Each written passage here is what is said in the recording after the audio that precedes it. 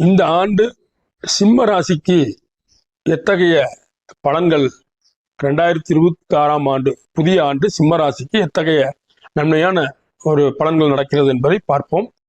சிம்ம ராசியில் இந்த ஆண்டு முழுவதும் கேது பகவான் சஞ்சரிக்கிறார். கேது பகவான் ஆன்மீக கிரகமாகும்.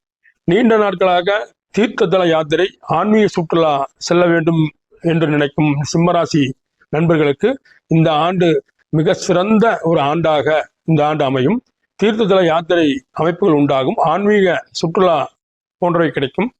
கும்பாபிஷேகங்களை எடுத்து நடத்தும் அமைப்புகள் உண்டாகும். கும்பாபிஷேக நிகழ்ச்சியில் கலந்து கொள்ளக்கூடிய அமைப்புகள் உண்டு.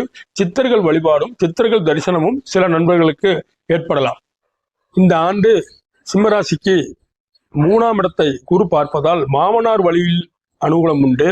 3ஆம் இடம் செல்போன் தகவல் தொடர்பு சாதனங்களாகும்.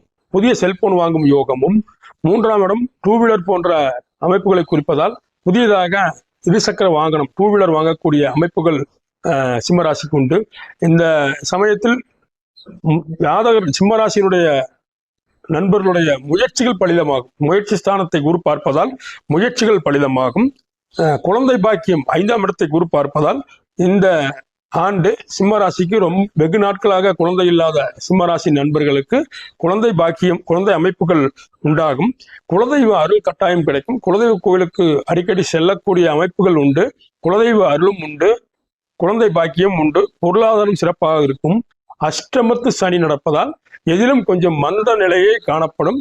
கோச்சார வேதை நிலவுவதால் அஷ்டமத்து சனியை பற்றி பெரிதாக கவலைப்படுவதற்கு ஒன்றும் இல்லை. ஆனால் கொஞ்சம் எதிலும் கவனமாக நடந்து கொள்வது அவசியம். இந்த ஆண்டு சிம்மராசிக்கு ஒரு 65% நட்பலன் எதிர்பார்க்கலாம். நன்றி.